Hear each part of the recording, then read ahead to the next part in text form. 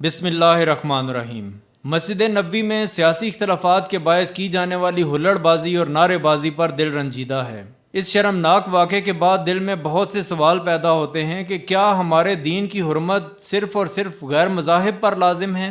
اگر کوئی غیر مذہب نادانستہ طور پر بھی اپنے منہ سے بے ادبی کے الفاظ نکال دے تو ہماری قوم خود کو سچا اور پکا مسلمان جان کر گردن اتارنے کے در پہ ہو جاتی ہے۔ ابتدائی دور میں مشرکین مسجد نبوی میں عبادت کرنے والوں پر آوازیں کسا کرتے تھے اور سیٹیاں بجایا کرتے تھے۔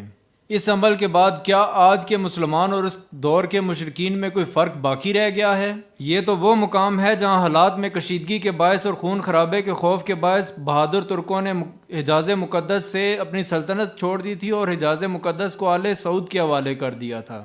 سورہ احزاب میں اللہ کی ذات نے مومنوں کو نبی کے سامنے اپنی آوازیں پست رکھنے کا حکم دیا اور فرمایا، اے مومنوں، اپنی آوازوں کو نبی کے سامنے پست رکھو اور آواز بلند نہ کرو۔ آواز بلند کرنے پر ایسا نہ ہو کہ تمہارے اعمال غارت ہو جائیں اور تمہیں خبر بھی نہ ہو۔ کیا یہی مقام ہے جہاں پر سیاسی مخالفت کرنا لازم تھی؟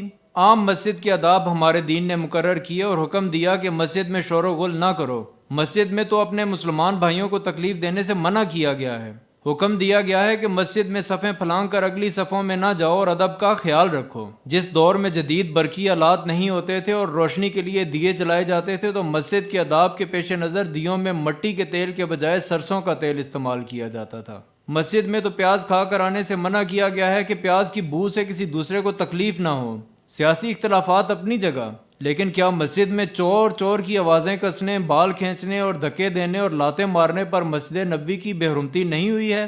مسجد نبوی تو وہ مقام ہے جہاں 70,000 فرشتے صبح اور 70,000 فرشتے شام کو درود و سلام کے لیے حاضر ہوتے ہیں۔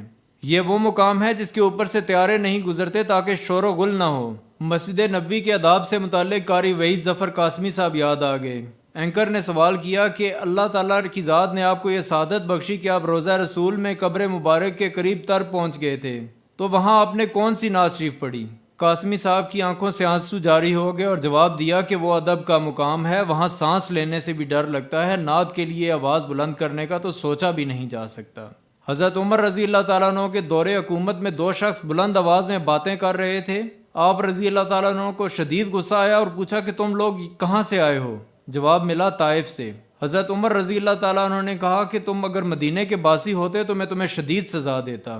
اس واقعے کے بعد قوم کے لیے لمحہ فکریہ ہے کہ وہاں کیا کیا طوفان بدتمیزی برپا نہ ہوا۔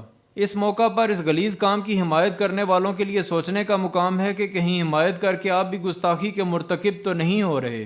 اللہ ہمیں ہدایت نصیب فرمائے اور مقدس مقامات کی حرمت ادب کرنے کی توفیق عطا فرمائے۔